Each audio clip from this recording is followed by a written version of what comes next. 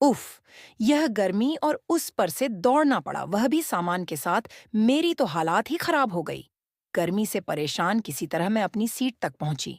आज ट्रेन पकड़ने के लिए जिस तरह से दौड़ी, अगर इस तरह से मैराथन में दौड़ लगाती, तो पक्का मैराथन जीत जाती। सीट पर बैठकर किसी तरह जान में जान आई। सारा सामान ठीक जगह पर लगाने के बाद सोचा, आराम से बैठकर पानी पी लूं। प्यास से गला सूख गया था। उस पर से मैराथन वाली दौड़ ने तो थका ही दिया।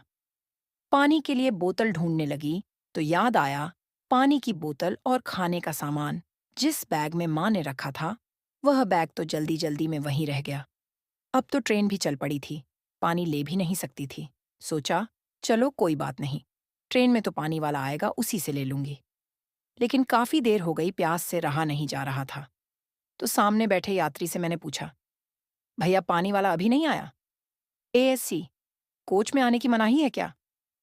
यात्री मेरी बात सुनकर मुस्कुराने लगा और बोला, मैडम, इस ट्रेन में खाने पीने की कोई चीज नहीं मिलती। 1 घंटे बाद एक छोटा सा स्टेशन आएगा, वही कुछ मिल सकता है। जी वैसे आप कहाँ तक जाएंगी? मैंने कहा, भैया मैं तो पुणे तक जाऊंगी।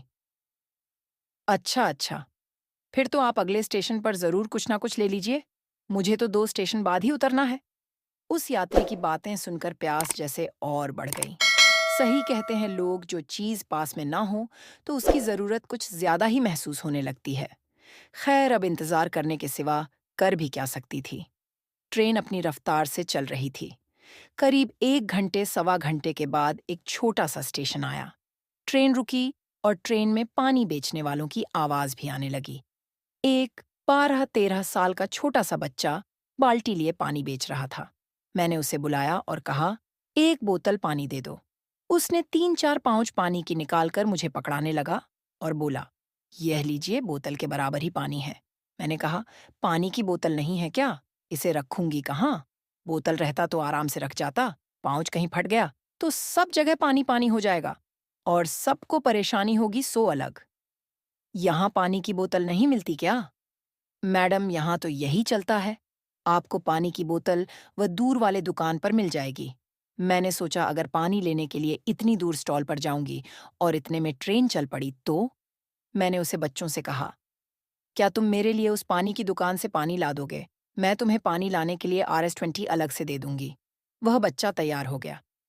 मैंने पर्स खोला तो उसमें छूटे पैसे नहीं थे। ट्रेन की जल्दी में मैंने सारे छूटे पैसे ऑटो वाले को दे दिए। मैंने उसे 500 का नोट दिया। 500 का नोट देखकर वह बच्चा बोला, मैडम छुट्टा दो ना, तो पानी जल्दी मिल जाएगा। मैंने कहा, मेरे पास नहीं है।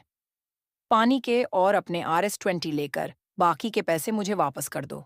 उसने कहा, मेरे पास नहीं है। ठीक है, कोई बात नहीं, मैं अभी पानी लेकर आता हूँ।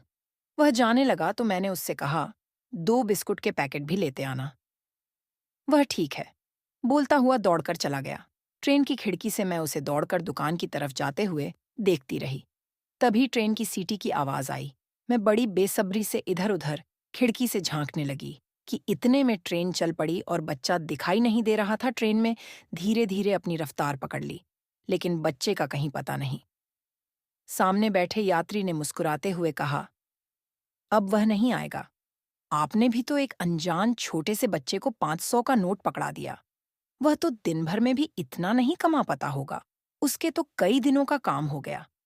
उसकी बातें सुनकर अब अपने ऊपर गुस्सा आने लगा। एक तो प्यास से जान निकली जा रही थी, उस पर लोग मेरी मूर्खता पर मुस्कुरा रहे थे। इस बात से अंदर का ज्वालामुखी फट रहा था। सही कहते हैं, यह लोग कभी भी नहीं सुधरेंगे। थोड़े से पैसों के लिए कभी भी कुछ भी कर सकते हैं, किसी को भी धोखा दे सकते हैं। यह तो अभी इतना छोटा सा है, तब यह हाल है, बड़ा होकर पता नहीं क्या करेगा। ऐसे लोग ही चोर लुटेरे बनते हैं। मैं मन ही मन उस पर गालियों की बौछार करती और उसे कोसती बैठी रही। कभी सोच रही थी कि वही पाँच का पानी एक बार पी लेती तो क्या होता। फिर माँ पर गुस्सा आने लगा कि नाहक ही आने के समय इतना रोती है कि उसके चक्कर में देर हो गई और जल्दबाजी में पानी का बैग वहीं छूट गया। तभी वह बच्चा पसीने से भीगा, एक हाथ में पानी की बोतल और एक हाथ में बिस्कुट के 2 पैकेट लिए हांफता हुआ सामने खड़ा हो गया। उसे देखकर मैं हैरान रह गई। मैंने पूछा, ट्रेन तो चल पड़ी थी, तुम कैसे चढ़े? उसने कहा, मैं दौड़ का ट्रेन के आखिरी डिब्बे में चढ़ गया था। वहीं से आपको ढूंढता हुआ आ रहा था। मैंने तो बस यही देखा था कि आप ऐसी कोच में हो, आपका कोच का नंबर और सीट तो देखना ही भूल गया था। माफ कीजिए, इसीलिए आपको ढूंढने में देर हो गई। यह लीजिए, आपका सामान और ये बाकी के पैसे। उस बच्चे ने सच में बिस्कुट और पानी के 50 आवर्स काटकर बाकी के 450 मेरे हाथ में रख दिए। मैंने कहा, लेकिन तुम वापस कैसे जाओगे? ट्रेन तो चल पड़ी है। तो उसने कहा, आप परेशान मत होइए, मैं अगले स्टेशन पर उतर जाऊंगा और उधर से जो ट्रेन इधर आ रही होगी उसमें चढ़ जाऊंगा। मैंने पूछा, तुम्हारा कपड़ों को क्या हो गया? अभी तो ठीक थे, ये फैट कैसे गए? जी, वह ट्रेन पर चढ़ने के समय गिर गया था, इसलिए थोड़ा सा फट गया है। तुम्हारी पानी की बाल्टी कहाँ है? वह मैं माँ के पास रखाया था। वह स्टेशन पर वहीं दुकान के पास मूंगफली बेचती है।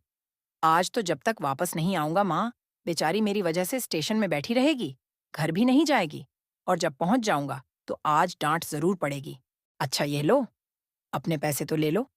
मैंने उसे पैसे देने की कोशिश की तो उसने लेने से मना कर दिया और बोला, मेरी माँ कहती है हमें लोगों की मदद करनी चाहिए। आप परेशानी में थी, इसलिए मैंने आपकी मदद की। किसी की मदद करने के लिए कोई पैसे थोड़ी ना लेते हैं। लेकिन मेरी वजह से तुम्हारी शर्ट तो फट गई ना, इसके लिए ही ले लो। वह बोला, नहीं, आपको नहीं पता, मेरी माँ के हाथों में जादू है। वह 2 मिनट में अपने सुई धागे से इसे ठीक कर देगी। अच्छा तुम पढ़ने क्यों नहीं जाते? मैंने पूछा। उसे नन्हे बच्चे का मासूम सा चेहरा फीका पड़ गया और बोला, पढ़ना तो चाहता हूँ, लेकिन माँ अकेले सारा दिन काम करती है, फिर भी ठीक से घर नहीं चलता। इसलिए मैं भी माँ के साथ कुछ काम कर लेता हूँ, तो हमें शाम को ठीक से खाने को मिल जाता है। अच्छा अब मैं जाता हूँ, स्टेशन आने वाला है। वह छोटा सा बच्चा बिना कुछ सुने ही जैसे हवा की तरह गायब हो गया।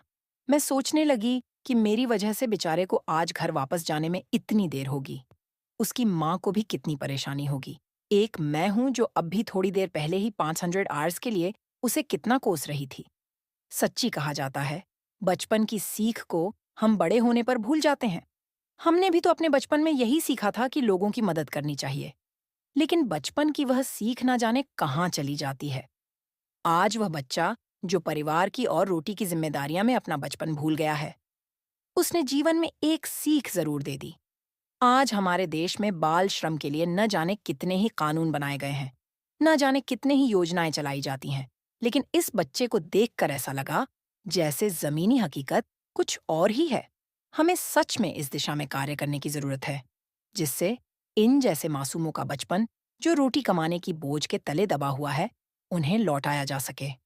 शायद हमारे थोड़े से प्रयास से इस देश को बाल श्रम नामक बुराई से हमेशा के लिए मुक्ति मिल जाए और देश का भविष्य सच में उज्जवल हो।